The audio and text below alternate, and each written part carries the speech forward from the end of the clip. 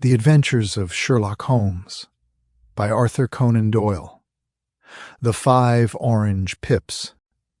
When I glance over my notes and records of the Sherlock Holmes cases between the years 82 and 90, I am faced by so many which present strange and interesting features that it is no easy matter to know which to choose and which to leave. Some, however, have already gained publicity through the papers, and others have not offered a field for those peculiar qualities which my friend possessed in so high a degree, and which it is the object of these papers to illustrate. Some, too, have baffled his analytical skill, and would be, as narratives, beginnings without an ending, while others have been but partially cleared up, and have their explanations founded rather upon conjecture and surmise than on that absolute logical proof which was so dear to him. There is, however, one of these last which was so remarkable in its details, and so startling in its results, that I am tempted to give some account of it in spite of the fact that there are points in connection with it which never have been, and probably never will be, entirely cleared up. The year 87 furnished us with a long series of cases of greater or less interest, of which I retain the records. Among my headings under this 12 months, I find an account of the adventure of the Paradol Chamber, of the Amateur Mendicant Society, who held a luxurious club in the lower vault of a furniture warehouse, of the facts connected with the loss of the British bark, Ophi Anderson, of the singular adventures of the Grice Pattersons in the island of Ufa, and finally of the Camberwell poisoning case. In the latter, as may be remembered, Sherlock Holmes was able, by winding up the dead man's watch, to prove that it had been wound up 2 hours before, and that therefore the deceased had gone to bed within that time, a deduction which was of the greatest importance in clearing up the case. All these I may sketch out at some future date, but none of them present such singular features as the strange train of circumstances which I have now taken up my pen to describe. It was in the latter days of September, and the equinoctial gales had set in with exceptional violence. All day the wind had screamed, and the rain had beaten against the windows, so that even here in the heart of great, handmade London we were forced to raise our minds for the instant from the routine of life, and to recognize the presence of those great elemental forces which shriek at mankind through the bars of his civilization, like untamed beasts in a cage. As evening drew in, the storm grew higher and louder, and the wind cried and sobbed like a child in the chimney. Sherlock Holmes sat moodily at one side of the fireplace, cross-indexing his records of crime, while I at the other was deep in one of Clark Russell's fine sea stories, until the howl of the gale from without seemed to blend with the text, and the splash of the rain to lengthen out into the long swash of the sea waves. My wife was on a visit to her mother's, and for a few days I was a dweller once more in my old quarters at Baker Street. "Why?" said I, glancing up at my companion. "That was surely the bell. Who could come tonight? Some friend of yours, perhaps?" "Except yourself I have none," he answered. "I do not encourage visitors. A client, then? If so, it is a serious case. Nothing less would bring a man out on such a day and at such an hour. But I take it that it is more likely to be some crony of the landlady's." Sherlock Holmes was wrong in his conjecture, however, for there came a step in the passage and a tapping at the door. He stretched out his long arm to turn the lamp away from himself and towards the vacant chair upon which a newcomer must sit. "Come in," said he. The man who entered was young, some 22 at the outside, well-groomed and trimly clad, with something of refinement and delicacy in his bearing. The streaming umbrella which he held in his hand, and his long, shining waterproof told of the fierce weather through which he had come. He looked about him anxiously in the glare of the lamp, and I could see that his face was pale and his eyes heavy, like those of a man who is weighed down with some great anxiety. "I owe you an apology," he said, raising his golden pince-nez to his eyes. "I trust that I am not intruding. I fear that I have brought some traces of the storm and rain into your snug chamber." "Give me your coat and umbrella," said Holmes. "They may rest here on the hook and will be dry presently. You have come up from the southwest, I see." "Yes, from Horsham. That clay and chalk mixture which I see upon your toe-caps is quite distinctive.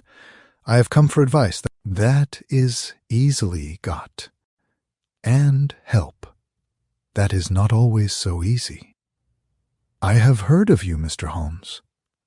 I heard from Major Prendergast how you saved him in the Tankerville Club scandal." "Ah, of course. He was wrongfully accused of cheating at cards. He said that you could solve anything. He said too much. That you are never beaten. I have been beaten 4 times, 3 times by men, and once by a woman. But what is that compared with the number of your successes? It is true that I have been generally successful. Then you may be so with me. I beg that you will draw your chair up to the fire and favor me with some details as to your case. It is no ordinary one.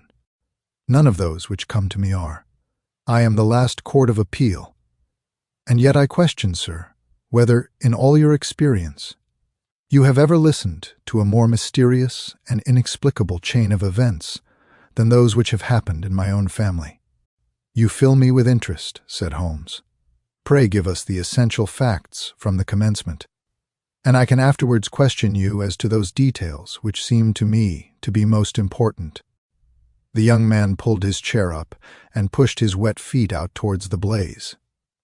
"My name," said he, "is John Openshaw, but my own affairs have, as far as I can understand, little to do with this awful business. It is a hereditary matter, so in order to give you an idea of the facts, I must go back to the commencement of the affair. You must know that my grandfather had 2 sons, my uncle Elias and my father Joseph. My father had a small factory at Coventry, which he enlarged at the time of the invention of bicycling. He was a patentee of the Openshaw unbreakable tire, and his business met with such success that he was able to sell it and to retire upon a handsome competence. My uncle Elias emigrated to America when he was a young man and became a planter in Florida, where he was reported to have done very well. At the time of the war he fought in Jackson's army, and afterwards under Hood, where he rose to be a colonel. When Lee laid down his arms, my uncle returned to his plantation, where he remained for 3 or 4 years. About 1869 or 1870 he came back to Europe and took a small estate in Sussex, near Horsham. He had made a very considerable fortune in the States, and his reason for leaving them was his aversion to the Negroes, and his dislike of the Republican policy in extending the franchise to them. He was a singular man, fierce and quick-tempered, very foul-mouthed when he was angry, and of a most retiring disposition. During all the years that he lived at Horsham, I doubt if ever he set foot in the town. He had a garden and 2 or 3 fields round his house, and there he would take his exercise, though very often for weeks on end he would never leave his room. He drank a great deal of brandy and smoked very heavily, but he would see no society and did not want any friends, not even his own brother. He didn't mind me, in fact. He took a fancy to me, for at the time when he saw me first I was a youngster of 12 or so. This would be in the year 1878, after he had been 8 or 9 years in England. He begged my father to let me live with him, and he was very kind to me in his way. When he was sober, he used to be fond of playing backgammon and draughts with me, and he would make me his representative both with the servants and with the tradespeople, so that by the time that I was 16, I was quite master of the house. I kept all the keys, and could go where I liked and do what I liked, so long as I did not disturb him in his privacy. There was one singular exception, however, for he had a single room, a lumber room up among the attics, which was invariably locked, and which he would never permit either me or anyone else to enter.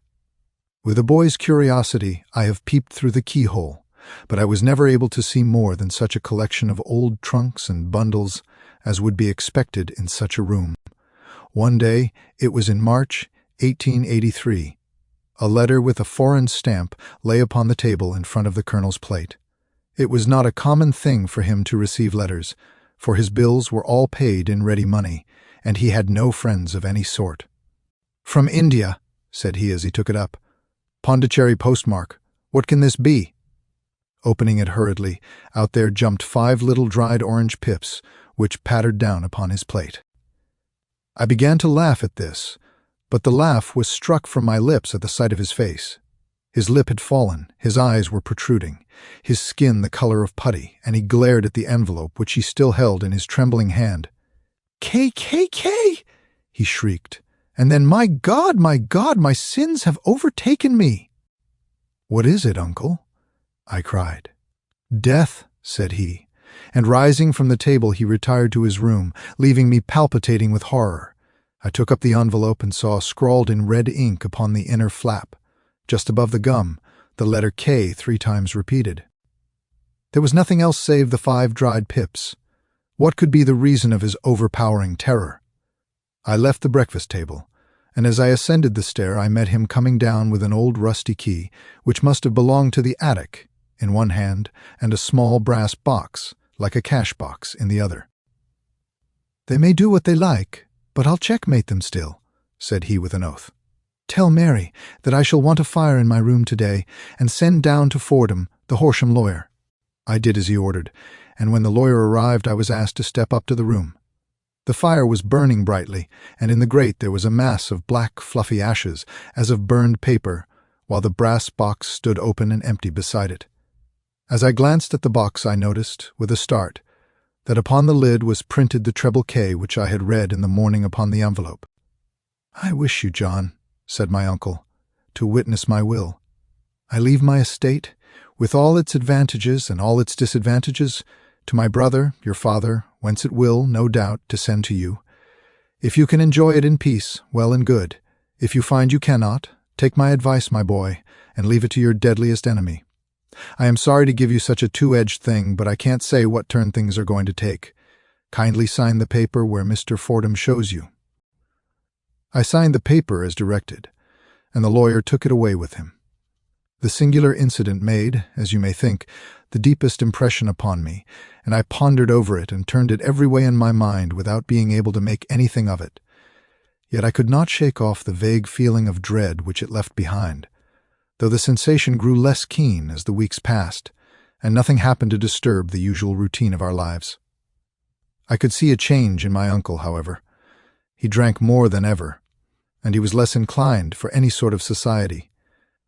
Most of his time he would spend in his room, with the door locked upon the inside, but sometimes he would emerge in a sort of drunken frenzy and would burst out of the house and tear about the garden with a revolver in his hand, screaming out that he was afraid of no man, and that he was not to be cooped up, like a sheep in a pen, by man or devil.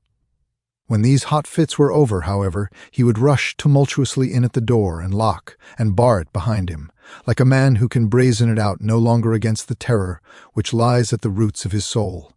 At such times I have seen his face, even on a cold day, glisten with moisture, as though it were new raised from a basin. Well, to come to an end of the matter, Mr. Holmes, and not to abuse your patience, there came a night when he made one of those drunken sallies from which he never came back. We found him, when we went to search for him, face downward in a little green-scummed pool, which lay at the foot of the garden. There was no sign of any violence, and the water was but 2 feet deep, so that the jury, having regard to his known eccentricity, brought in a verdict of suicide. But I, who knew how he winced from the very thought of death, had much ado to persuade myself that he had gone out of his way to meet it. The matter passed, however, and my father entered into possession of the estate, and of some £14,000, which lay to his credit at the bank. "One moment," Holmes interposed. "Your statement is, I foresee, one of the most remarkable to which I have ever listened. Let me have the date of the reception by your uncle of the letter, and the date of his supposed suicide." The letter arrived on March 10th, 1883. His death was 7 weeks later, upon the night of May 2nd. "Thank you. Pray proceed." When my father took over the Horsham property, he, at my request, made a careful examination of the attic, which had been always locked up. We found the brass box there, although its contents had been destroyed. On the inside of the cover was a paper label, with the initials of KKK repeated upon it, and letters, memoranda, receipts, and a register written beneath. These, we presume, indicated the nature of the papers which had been destroyed by Colonel Openshaw. For the rest, there was nothing of much importance in the attic, save a great many scattered papers and notebooks bearing upon my uncle's life in America. Some of them were of the war-time, and showed that he had done his duty well, and had borne the repute of a brave soldier. Others were of a date during the reconstruction of the southern states and were mostly concerned with politics, for he had evidently taken a strong part in opposing the carpetbag politicians who had been sent down from the north. Well, it was the beginning of '84 when my father came to live at Horsham, and all went as well as possible with us until the January of '85. On the fourth day after the new year, I heard my father give a sharp cry of surprise as we sat together at the breakfast table. There he was, sitting with a newly opened envelope in one hand and 5 dried orange pips in the outstretched palm of the other one. He had always laughed at what he called my cock-and-bull story about the colonel, but he looked very scared and puzzled now that the same thing had come upon himself. "Why, what on earth does this mean, John?" he stammered. My heart had turned to lead. "It is KKK," said I. He looked inside the envelope. "So it is," he cried. "Here are the very letters. But what is this written above them?" "Put the papers on the sundial," I read, peeping over his shoulder. "What papers? What sundial?" he asked. "The sundial in the garden. There is no other," said I. "But the papers must be those that are destroyed." "Pooh," said he, gripping hard at his courage. "We are in a civilized land here, and we can't have tomfoolery of this kind. Where does the thing come from?" "From Dundee," I answered, glancing at the postmark. "Some preposterous practical joke," said he. "What have I to do with sundials and papers? I shall take no notice of such nonsense." "I should certainly speak to the police," I said, "and be laughed at for my pains. Nothing of the sort." "Then let me do so?" "No, I forbid you. I won't have a fuss made about such nonsense." It was in vain to argue with him, for he was a very obstinate man. I went about, however, with a heart which was full of forebodings. On the third day after the coming of the letter, my father went from home to visit an old friend of his, Major Freebody, who is in command of one of the forts upon Portsdown Hill. I was glad that he should go, for it seemed to me that he was farther from danger when he was away from home. In that, however, I was in error. Upon the second day of his absence, I received a telegram from the Major, imploring me to come at once. My father had fallen over one of the deep chalk pits which abound in the neighborhood, and was lying senseless, with a shattered skull. I hurried to him, but he passed away without having ever recovered his consciousness. He had, as it appears, been returning from Fareham in the twilight, and as the country was unknown to him, and the chalk pit unfenced, the jury had no hesitation in bringing in a verdict of death from accidental causes. Carefully as I examined every fact connected with his death, I was unable to find anything which could suggest the idea of murder. There were no signs of violence, no footmarks, no robbery, no record of strangers having been seen upon the roads, and yet I need not tell you that my mind was far from at ease, and that I was well nigh certain that some foul plot had been woven round him. In this sinister way I came into my inheritance. You will ask me why I did not dispose of it. I answer, because I was well convinced that our troubles were in some way dependent upon an incident in my uncle's life, and that the danger would be as pressing in one house as in another. It was in January '85 that my poor father met his end, and 2 years and 8 months have elapsed since then. During that time I have lived happily at Horsham, and I had begun to hope that this curse had passed away from the family, and that it had ended with the last generation. I had begun to take comfort too soon, however. Yesterday morning the blow fell in the very shape in which it had come upon my father. The young man took from his waistcoat a crumpled envelope, and turning to the table he shook out upon it 5 little dried orange pips. "This is the envelope," he continued. "The postmark is London, Eastern Division. Within are the very words which were upon my father's last message, KKK, and then put the papers on the sundial." "What have you done?" asked Holmes. "Nothing, nothing." To tell the truth, he sank his face into his thin white hands. I have felt helpless. I have felt like one of those poor rabbits when the snake is writhing towards it. I seem to be in the grasp of some resistless, inexorable evil, which no foresight and no precautions can guard against. "Tut, tut!" cried Sherlock Holmes. "You must act, man, or you are lost. Nothing but energy can save you. This is no time for despair. I have seen the police. Ah! But they listened to my story with a smile.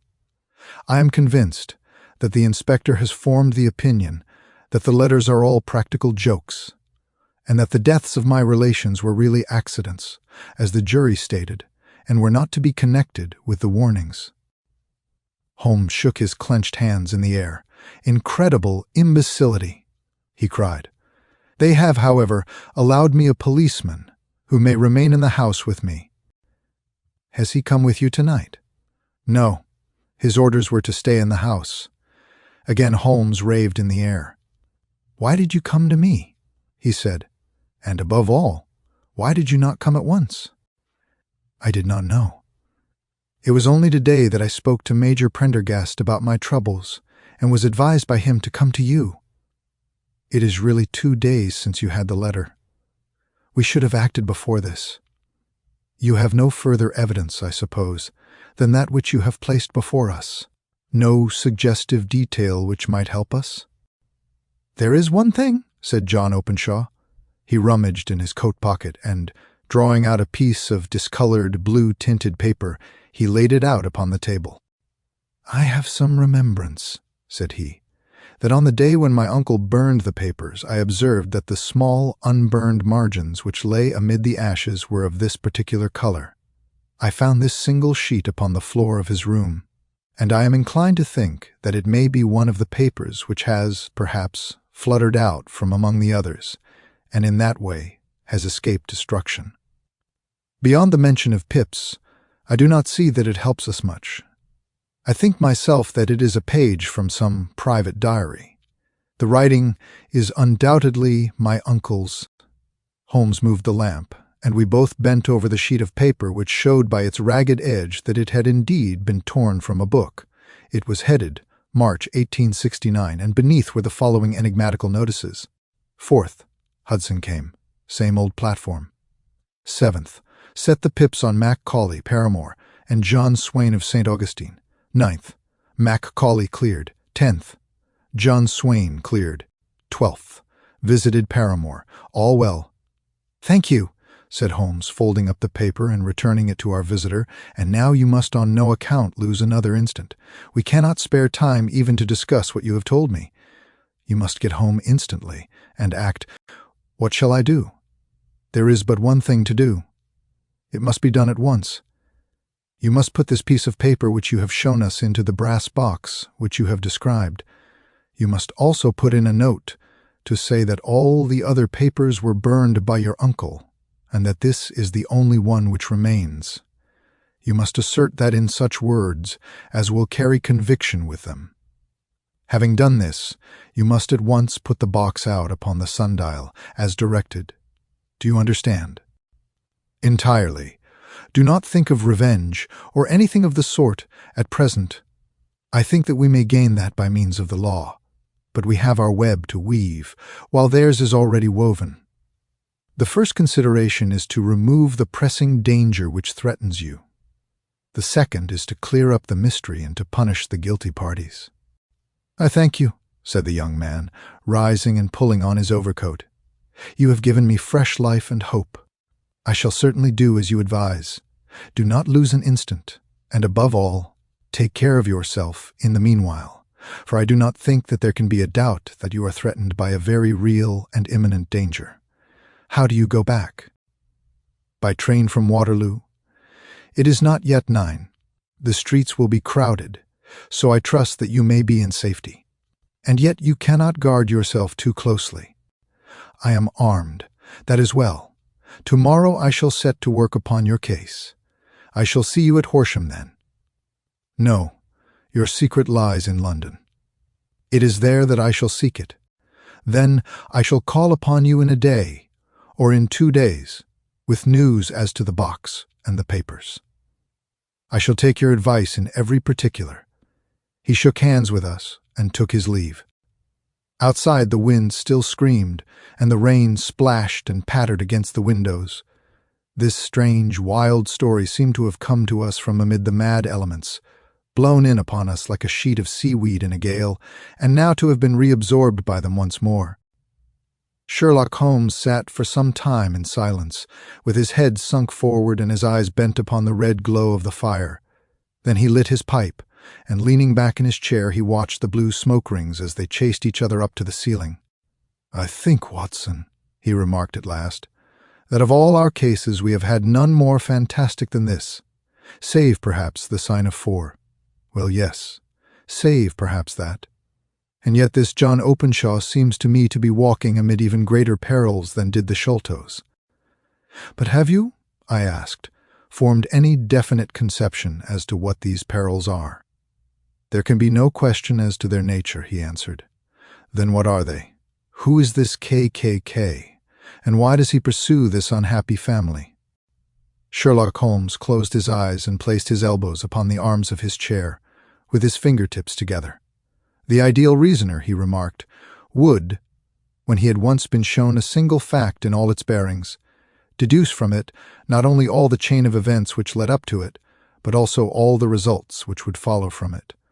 As Cuvier could correctly describe a whole animal by the contemplation of a single bone, so the observer who has thoroughly understood one link in a series of incidents should be able to accurately state all the other ones, both before and after. We have not yet grasped the results, which the reason alone can attain to. Problems may be solved in the study which have baffled all those who have sought a solution by the aid of their senses. To carry the art, however, to its highest pitch, it is necessary that the reasoner should be able to utilize all the facts which have come to his knowledge, and this in itself implies, as you will readily see, a possession of all knowledge, which even in these days of free education and encyclopedias is a somewhat rare accomplishment. It is not so impossible, however, that a man should possess all knowledge which is likely to be useful to him in his work, and this I have endeavored in my case to do. If I remember rightly, you, on one occasion, in the early days of our friendship, defined my limits in a very precise fashion. "Yes," I answered, laughing. "It was a singular document.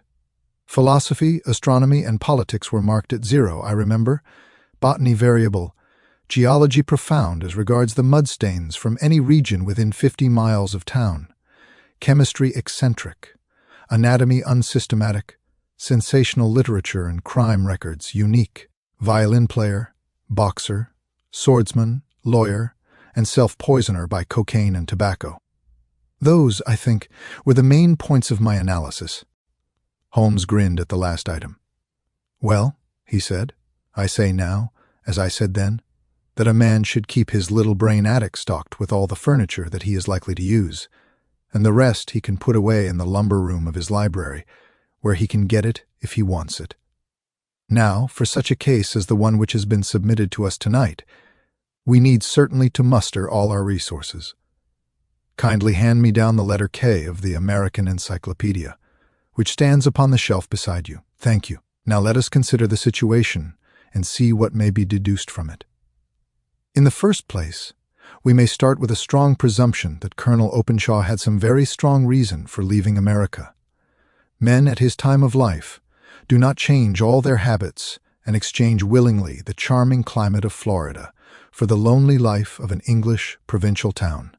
His extreme love of solitude in England suggests the idea that he was in fear of someone or something, so we may assume as a working hypothesis that it was fear of someone or something which drove him from America. As to what it was he feared, we can only deduce that by considering the formidable letters which were received by himself and his successors. Did you remark the postmarks of those letters? The first was from Pondicherry, the second from Dundee, and the third from London, from East London. What do you deduce from that? They are all seaports. That the writer was on board of a ship. Excellent. We have already a clue. There can be no doubt that the strong probability, is that the writer was on board of a ship. And now let us consider another point. In the case of Pondicherry, 7 weeks elapsed between the threat and its fulfillment. In Dundee, it was only some 3 or 4 days. Does that suggest anything? A greater distance to travel, but the letter had also a greater distance to come. then I do not see the point. There is at least a presumption that the vessel in which the man or men are is a sailing ship. It looks as if they always send their singular warning or token before them when starting upon their mission. You see how quickly the deed followed the sign when it came from Dundee. If they had come from Pondicherry in a steamer, they would have arrived almost as soon as their letter. But, as a matter of fact, 7 weeks elapsed. I think that those 7 weeks represented the difference between the mail boat which brought the letter and the sailing vessel which brought the writer. It is possible. More than that. It is probable. And now you see the deadly urgency of this new case, and why I urged young Openshaw to caution. The blow has always fallen at the end of the time which it would take the senders to travel the distance. But this one comes from London, and therefore we cannot count upon delay. Good God, I cried. What can it mean, this relentless persecution? The papers which Openshaw carried are obviously of vital importance to the person or persons in the sailing ship. I think that it is quite clear that there must be more than one of them. A single man could not have carried out 2 deaths in such a way as to deceive a coroner's jury. There must have been several in it, and they must have been men of resource and determination. Their papers they mean to have, be the holder of them who it may. In this way you see KKK ceases to be the initials of an individual and becomes the badge of a society. But of what society? Have you never, said Sherlock Holmes, bending forward and sinking his voice, have you never heard of the Ku Klux Klan? I never have. Holmes turned over the leaves of the book upon his knee. Here it is, said he presently. Ku Klux Klan. A name derived from the fanciful resemblance to the sound produced by cocking a rifle. This terrible secret society was formed by some ex-Confederate soldiers in the southern states after the Civil War, and it rapidly formed local branches in different parts of the country, notably in Tennessee, Louisiana, the Carolinas, Georgia, and Florida. Its power was used for political purposes, principally for the terrorizing of the Negro voters and the murdering and driving from the country of those who were opposed to its views. Its outrages were usually preceded by a warning sent to the marked man in some fantastic but generally recognized shape. A sprig of oak leaves in some parts, melon seeds or orange pips in others. On receiving this, the victim might either openly abjure his former ways or might fly from the country. If he braved the matter out, death would unfailingly come upon him, and usually in some strange and unforeseen manner. So perfect was the organization of the society, and so systematic its methods, that there is hardly a case upon record where any man succeeded in braving it with impunity, or in which any of its outrages were traced home to the perpetrators. For some years the organization flourished in spite of the efforts of the United States government and of the better classes of the community in the South. Eventually, in the year 1869, the movement rather suddenly collapsed, although there have been sporadic outbreaks of the same sort since that date. You will observe, said Holmes, laying down the volume, that the sudden breaking up of the society was coincident with the disappearance of Openshaw from America with their papers. It may well have been cause and effect. It is no wonder that he and his family have some of the more implacable spirits upon their track. You can understand that this register and diary may implicate some of the first men in the South, and that there may be many who will not sleep easy at night until it is recovered. Then the page we have seen is such as we might expect. It ran, if I remember right, sent the pips to A, B, and C, that is, sent the society's warning to them. Then there are successive entries that A and B cleared or left the country, and finally that C was visited, with, I fear, a sinister result for C. Well, I think, Doctor, that we may let some light into this dark place, and I believe that the only chance young Openshaw has in the meantime is to do what I have told him. There is nothing more to be said or to be done tonight, so hand me over my violin, and let us try to forget for half an hour the miserable weather and the still more miserable ways of our fellow men. It had cleared in the morning, and the sun was shining with a subdued brightness through the dim veil which hangs over the great city. Sherlock Holmes was already at breakfast when I came down. "You will excuse me for not waiting for you," said he. I foresee, a very busy day before me in looking into this case of young Openshaw's." "What steps will you take?" I asked. "It will very much depend upon the results of my first inquiries. I may have to go down to Horsham, after all." "You will not go there first?" "No, I shall commence with the city. Just ring the bell and the maid will bring up your coffee." As I waited, I lifted the unopened newspaper from the table and glanced my eye over it. It rested upon a heading which sent a chill to my heart. "Holmes," I cried, "you are too late." "Ah," said he, laying down his cup. I feared as much. "How was it done?" He spoke calmly, but I could see that he was deeply moved. My eye caught the name of Openshaw, and the heading "Tragedy near Waterloo Bridge." Here is the account. "Between 9 and 10 last night, Police Constable Cook, of the H Division, on duty near Waterloo Bridge, heard a cry for help and a splash in the water. The night, however, was extremely dark and stormy, so that, in spite of the help of several passers-by, it was quite impossible to effect a rescue. The alarm, however, was given, and, by the aid of the water police, the body was eventually recovered. It proved to be that of a young gentleman whose name, as it appears from an envelope which was found in his pocket, was John Openshaw, and whose residence is near Horsham. It is conjectured that he may have been hurrying down to catch the last train from Waterloo Station, and that in his haste and the extreme darkness he missed his path and walked over the edge of one of the small landing places for river steamboats. The body exhibited no traces of violence, and there can be no doubt that the deceased had been the victim of an unfortunate accident, which should have the effect of calling the attention of the authorities to the condition of the riverside landing stages. We sat in silence for some minutes, Holmes more depressed and shaken than I had ever seen him. "That hurts my pride, Watson," he said at last. "It is a petty feeling, no doubt, but it hurts my pride. It becomes a personal matter with me now, and if God sends me health, I shall set my hand upon this gang. That he should come to me for help, and that I should send him away to his death." He sprang from his chair and paced about the room in uncontrollable agitation, with a flush upon his sallow cheeks and a nervous clasping and unclasping of his long, thin hands. "They must be cunning devils," he exclaimed at last. "How could they have decoyed him down there?"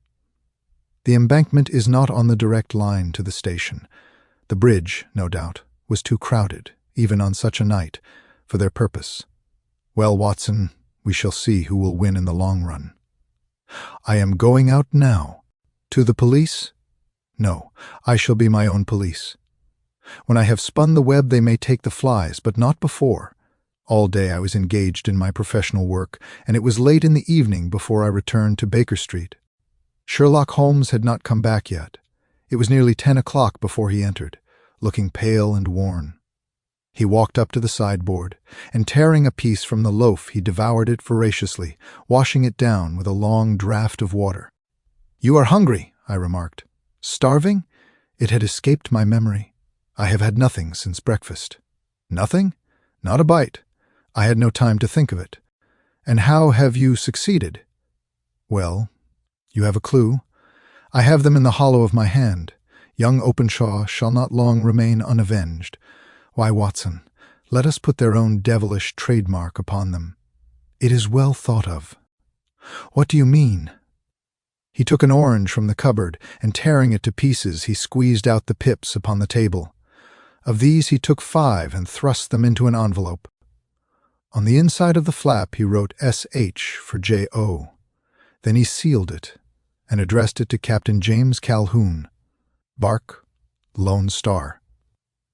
"Savannah, Georgia, that will await him when he enters port," said he, chuckling. "It may give him a sleepless night. He will find it as sure a precursor of his fate as Openshaw did before him. And who is this Captain Calhoun?" "The leader of the gang.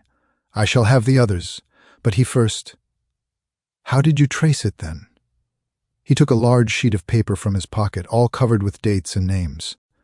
"I have spent the whole day," said he, over Lloyd's registers and files of the old papers, following the future career of every vessel which touched at Pondicherry in January and February in '83.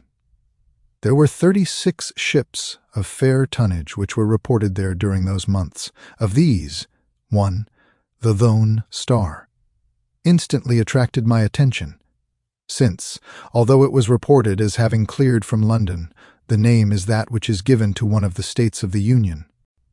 Texas, I think. I was not and am not sure which, but I knew that the ship must have an American origin. What then? I searched the Dundee records, and when I found that the bark, Lone Star, was there in January, '85, my suspicion became a certainty. I then inquired as to the vessels which lay at present in the port of London. Yes, the Lone Star. Had arrived here last week. I went down to the Albert Dock and found that she had been taken down the river by the early tide this morning, homeward bound to Savannah. I wired to Gravesend and learned that she had passed some time ago, and as the wind is easterly, I have no doubt that she is now past the Goodwins and not very far from the Isle of Wight. What will you do then? Oh, I have my hand upon him. He and the two mates are, as I learn, the only native-born Americans in the ship. The others are Finns and Germans. I know, also, that they were all three away from the ship last night. I had it from the stevedore who has been loading their cargo. By the time that their sailing ship reaches Savannah, the mailboat will have carried this letter, and the cable will have informed the police of Savannah that these three gentlemen are badly wanted here upon a charge of murder. There is ever a flaw, however, in the best laid of human plans, and the murderers of John Openshaw were never to receive the orange pips which would show them that another, as cunning and as resolute as themselves, was upon their track. Very long and very severe were the equinoctial gales that year. We waited long for news of the Lone Star, of Savannah, but none ever reached us. We did at last hear that somewhere far out in the Atlantic, a shattered stern-post of a boat was seen swinging in the trough of a wave, with the letters L.S. carved upon it, and that is all which we shall ever know of the fate of the Lone Star.